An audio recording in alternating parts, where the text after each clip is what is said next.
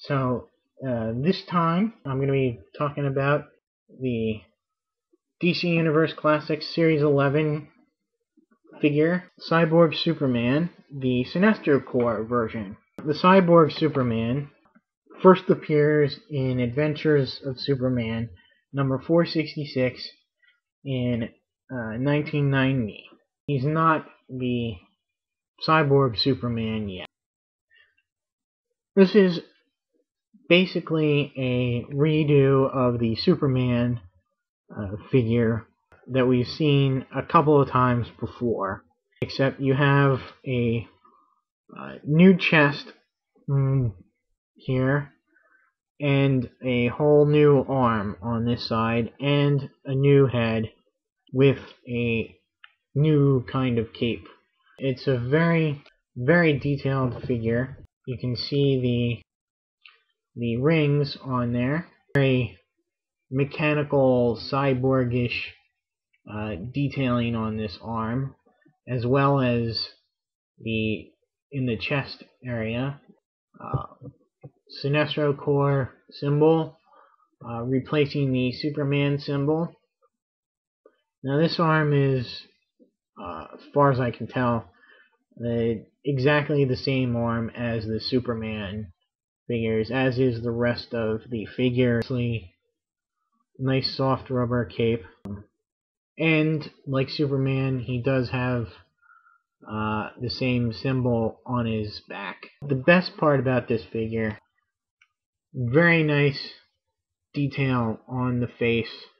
You can see one side being metallic and nice exposed jaw,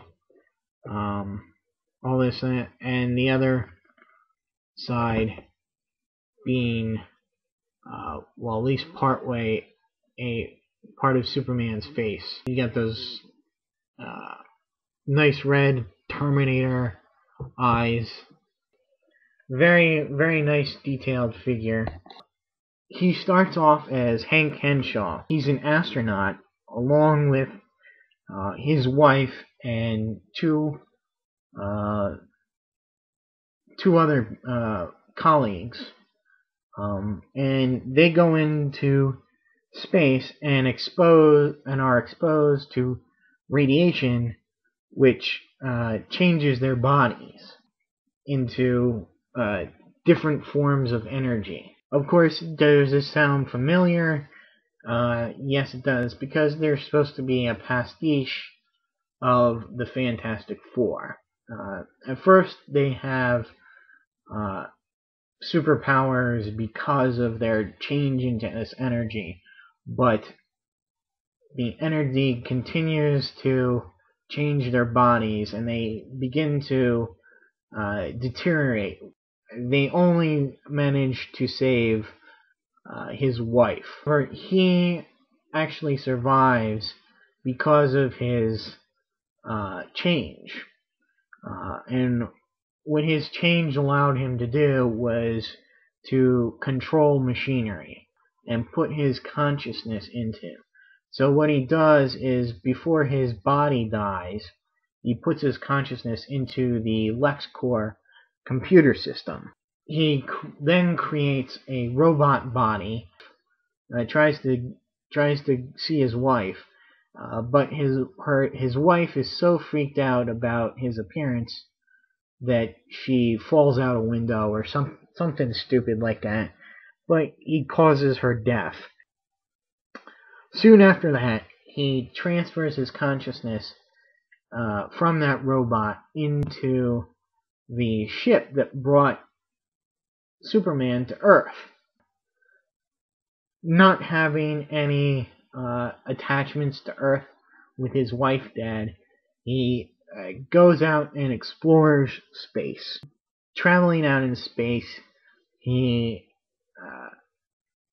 is convinced that Superman is the root of all his problems. That Superman caused the radiation that changed him and the other astronauts, therefore creating him and that Superman was also responsible, therefore, of the death of his wife. During his travels in space, he comes upon Warworld, which is run by Mongol, and he allies himself with Mongol. Superman dies, and so he gets the bright idea of impersonating Superman using the DNA in the ship, and he creates this robot body, and he decides that, well, since we can't get revenge on Superman anymore, we're going to tear down his name and what he stood for. And so he poses as Superman for a while and tries to eliminate the other so-called Supermen during the Reign of Superman storyline. When he's revealed, he destroys Coast City, which led Hal Jordan to becoming Parallax. So after that, he then has an attempt to take over Apocalypse, and then he's actually one of the few quote-unquote in-continuity crossover things with Green Lantern, Silver Surfer. So eventually Parallax catches up with him and destroys him, but the Manhunters find him and reactivate him. It's found out that he's captured several of the Green Lanterns that were thought to have died during Parallax's rampage, and is actually holding them captive, using them. Hal Jordan frees these Lanterns. He's interrogated by the Guardians as to the 52, which he encountered or discovered the 52 when he was roaming around the universe. The Sinestro Corps takes him from the Green Lantern prison on Oa, and they bring him to Quard, and where he allies himself with the Sinestro Corps, wanting to have the Anti-Monitor kill him once he's done whatever the Anti-Monitor wanted him to do. And really from then on, all he wants to do is die, but his consciousness always finds some place to go. At the end of the Sinestro Corps War, the Green Lantern Corps decides to detonate the Sinestro Corps' central power battery on New Warworld. He's caught in the resulting explosion, and just before his body is destroyed, he thanks the Green Lantern Corps for finally getting to destroy him.